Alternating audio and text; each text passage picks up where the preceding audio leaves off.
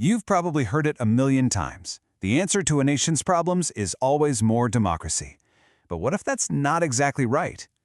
In this explainer, we're digging into a really powerful argument from a new book. It uses India as a case study to ask a pretty radical question, and it might just challenge everything you think you know about building a free society. Just think about that for a second. We're kind of taught to believe that for any political problem, the fix is more of everything, more voting, more expression, more democracy. But this book argues that the sequence is what really matters. What if the order you do things in is the most important piece of the whole puzzle? So here's the core idea. Democracy doesn't just appear out of thin air. It runs on a kind of civic software, a shared understanding of rules and responsibilities. And if you try to run the hardware of democracy without installing that software first, well, the whole system can crash. Okay, so let's get into the heart of the argument. The author identifies this central problem they call democratic overstretch. And honestly, it's the key to understanding this entire analysis. So what does that actually mean? Well, imagine a society where overnight, everyone gets the keys to a car, but almost nobody has gone through driver's ed. You've got mass participation, for sure, but not the discipline or the understanding of the rules of the road. That right there is democratic overstretch. Now, let's be super clear about this. The book is not, I repeat, not arguing against democracy. Not at all. It's all about timing and preparation. The idea is that India basically got its democratic institutions as a finished product, without that long, slow process of civic development that a lot of other nations went through. And this quote from the book really gets to the heart of it. It frames democracy not as some magic wand that creates virtue, but as a powerful amplifier, a force multiplier for whatever's already there in a society's culture. So what does that look like in the real world? Well, if you have a society that already has a strong sense of civic duty and trust, democracy amplifies all the good stuff, cooperation, responsibility. But the book argues, if you drop it into a fragmented, low-trust society, you risk amplifying grievance and suspicion instead. So, what caused this overstretch in India's case? According to the source, it all boils down to this fundamental imbalance in the country's political culture. And this is where you can really see that imbalance in action. The author says that in India, rights, the right to vote, to protest, to speak your mind, are felt really intensely. They're well understood. But the duties that go along with them, things like respecting public order or just following the rules, they're felt far less intensely.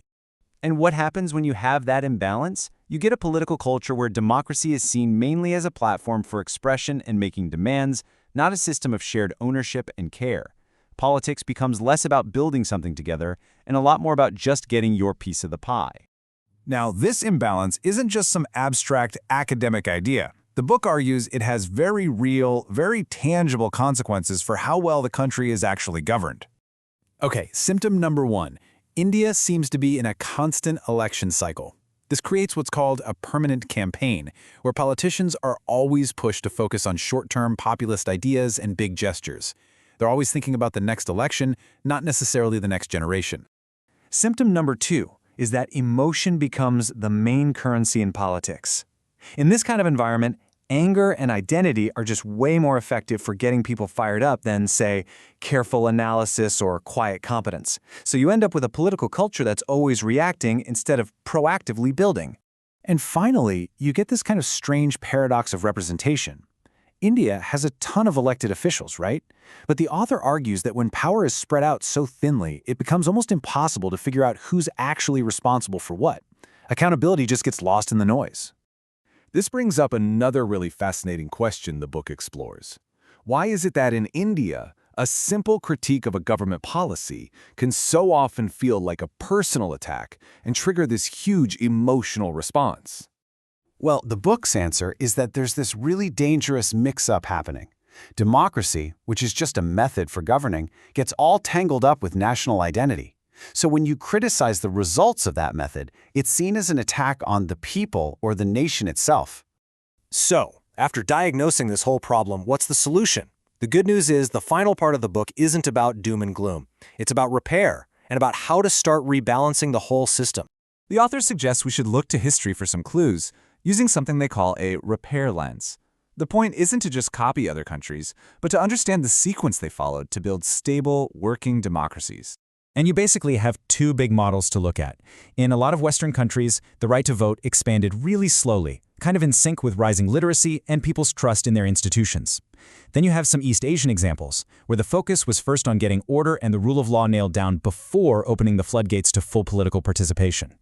Now, this part is super important. The book stresses that the lesson from East Asia is not authoritarianism. It's about phasing. It's the idea of building a strong foundation of order and reliable institutions before you scale up mass politics. So, what could that look like for India?